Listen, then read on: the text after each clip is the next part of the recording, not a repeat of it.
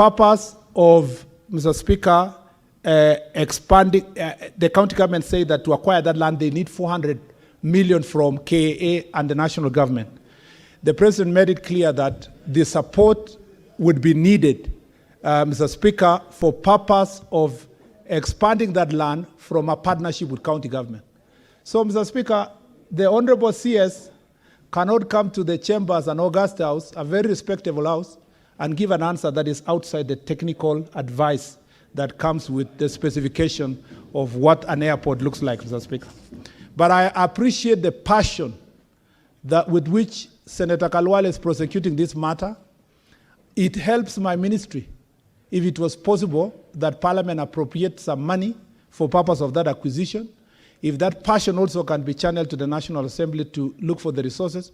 But we know the circumstance under which we are operating, Honorable Kalwale, that we must keep certain level of fiscal discipline because of the challenges we have as a government. I thank you, Mr. Speaker. Thank you.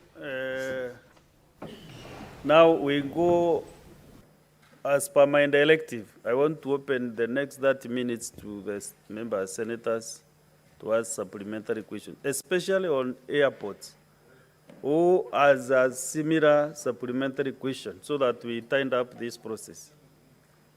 Will you ask your supplementary? Just 2 minutes, Senator Sifuna. Thank you, Speaker.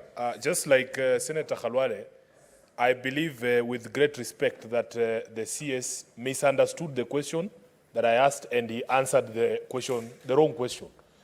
The question I was asking, Honorable Speaker, is if you look at the design of the terminal of JKIA, provision was made for drop-off points of passengers coming in, not the ones on the air side, Honorable CS, not the ones on the air side.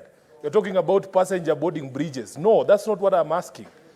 Provision was made for drop-off points at the terminal entrances, but those accesses were blocked. That's what I'm asking. Why is it not possible? What is the rationale? And in this house, we will insist on honesty. I want the CS to be honest to the people of Kakamega. There is no business case for an international airport in Kakamega. That's what you need to say. Say that the president lied. That is what you need to say so that we move forward. Mr. Speaker, I thank you. CS, kindly.